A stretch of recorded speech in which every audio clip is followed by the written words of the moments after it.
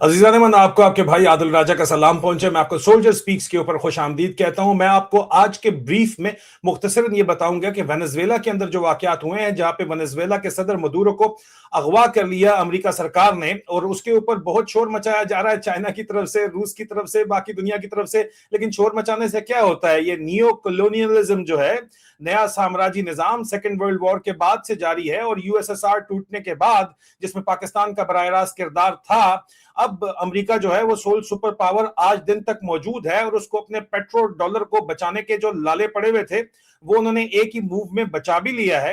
न सिर्फ वो बचाया बल्कि rule of the game change कर दिए हैं। पहले एक मास्क पहन के जो कार्रवाई की जा रही थी उसको अब खुल के किया जा रहा है। इसके ऊपर तफसील क्योंकि मैं गुज़श्ता रोज के वीलॉग में दे चुका हूं, लिंक जो है वो डिस्क्रिप्शन के अंदर आप चाहेंगे तो मैं डाल दूंगा, लेकिन बहरहाल आखिर में इस वीडियो के वो नजर भी आपको आ रहा होगा। लेकिन मेन मकसद इस ब्रीफ का ये है कि मैंने आपको समझाना है कि किस तरह जो कुछ वेनेजुएला में हुआ है उसका बराह रास्त ताल्लुक पाकिस्तान की दाखिली सियासी सूरत हाल से है, आसिम मुनीर के प्लान से है, डिसीवर के प्लान से है, और किस तरह उसका ताल्लुक जो मोहम्मद बिन जैद को, यूएई के फरमा रवा को जो उन्होंने बैत की, सऊदी अरब से जो उन्होंने लड़ाई ली, उससे बराह रास्त क्या ताल्लुक यहाँ पे वाज़ेह तौर के ऊपर निकल रहा है। और जो इस वक्त शादियाने बजाते हुए आपको लोग नजर आ रहे हैं पाकिस्तान में, सियासतदान उनका किस तरह से जो है वो किला खिड़कने वाला है या किल्ली खिड़कने वाली है, विकेट गिरने वाली है, उसके मुताबिक हमारे पास जो इन हाउस जितनी मालूमात हैं वो भी मैं आपके साथ शेयर करूंगा।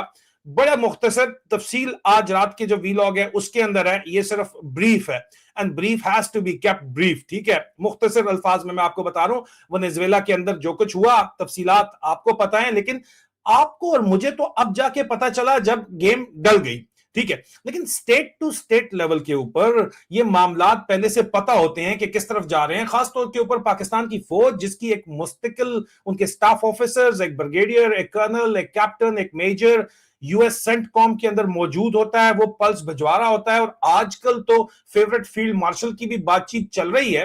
तो एक ही झटके के अंदर जो है वो अमेरिका ने न सिर्फ पेट्रो डॉलर को मुस्तहकम कर लिया, बल्कि ग्लोबल ऑयल रिजर्व्स जो हैं, हमेशा से एक सिलसिला चलता चला आया है जब से 1974 में हेनरी किसिंजर ने सऊदी अरब के साथ मुआहिदा किया था कि जनाब हमारा आपका डील होगा, और उसके बाद सऊदी अरब ने एक झटका सिर्फ लगाया था ऑयल एम्बार्गो का। उसके बाद से ऑल्टरनेटिव रास्ते तो वो ढूंढ रहे थे, ऑल्टरनेटिव एनर्जी ढूंढ रहे थे, लेकिन सदर ट्रंप ने आके कहा ड्रिल बेबी ड्रिल। तो उसके लिए आपको ऑयल रिजर्व को बचाने के लिए, पूरी वेस्टर्न वर्ल्ड को बचाने के लिए, इसके ऊपर एक जो, क्योंकि इससे रिलेटेड ट्वीट है मैं शेयर करूंगा सैयद अली मूसा गिलानी साहब की। वो फरमाते हैं, जनाब सैयद अली मूसा गिलानी साहब ने कहा कि जनाब last night saw the most spectacular military raid of our generation when the US Delta Force went in and took Nicolas Maduro. In a matter of minutes, the US took control of the world's largest known oil reserves, and President Trump POTUS has publicly announced that the US will now run Venezuela and US oil companies will tap the oil reserve. This marks a seismic shift in the global power balance and makes the West immune to a supply shock from any disruption in the Middle East oil supply lines. Interesting time aheads. पहले तो मैं इसके ऊपर जो जिन साहब ने मुझसे share किया, बहुत सीनियर ऑफिसर हैं, मैं सैयद अली मूसा गिलानी को फॉलो नहीं करता, आपको पता है सैयद यूसुफ गिलानी के जो है ये साहिबजादे हैं।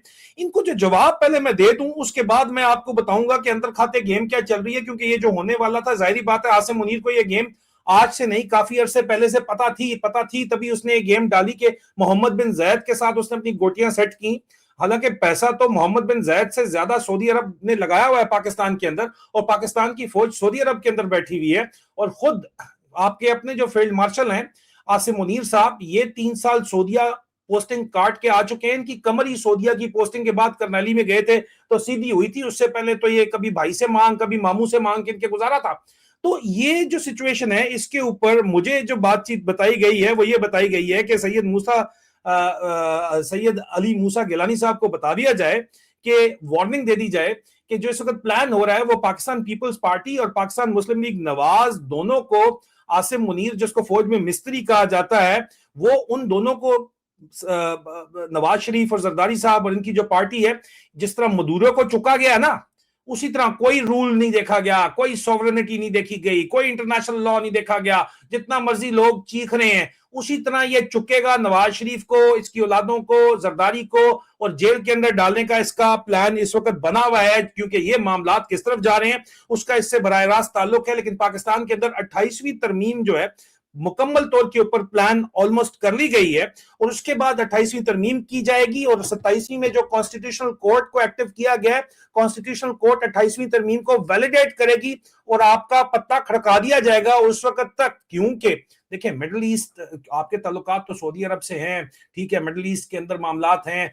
यूएई के इजराइल के साथ ताल्लुकात हैं, यूएई के इजराइल से ताल्लुकात हैं, और इजराइल जो है वो मैप चेंज करना चाहता है। और क्योंकि हम ये मानते हैं कि rule of the game change हो गई है, तो अब जिसका डंडा उसका संडा, जिसकी लाठी उसकी भैंस है। अगर तो इन मामलात के अंदर, और आसिम मुनीर लिबिया जाके भी यही बात करके आया था कि अगर आपके पास फौज है तो फिर मौज है। ठीक है, आपकी तो मौज ही मौज है, पाकिस्तान के पास तो फौज नहीं है, फौज के पास पाकिस्तान है।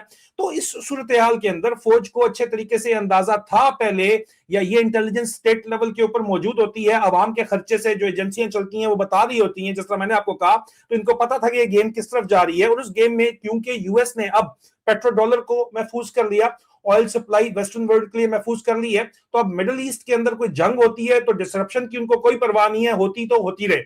और मिडिल ईस्ट के अंदर मुत्तहिदा अरब अमारात एक छोटा सा सिर्फ यहाँ पे ट्रांजैक्शनल रिलेशनशिप है इजराइल के साथ, लेकिन इजराइल जो है वहां पे नक्शे तब्दील करना चाहता है, जो कि तब्दील हो रहे हैं।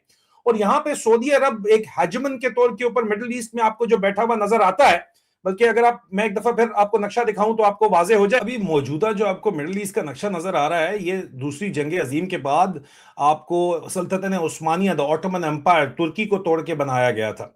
और अब लगता यह है कि इसराइल को शायद ये लग रहा है, और वेस्टर्न पावर्स को ये लग रहा है, एक छोटा सा दरमियान में जो है वो इसराइल की जो बुनियाद है वो भी तो सेकेंड वर्ल्ड वॉर के बाद रखी गई थी।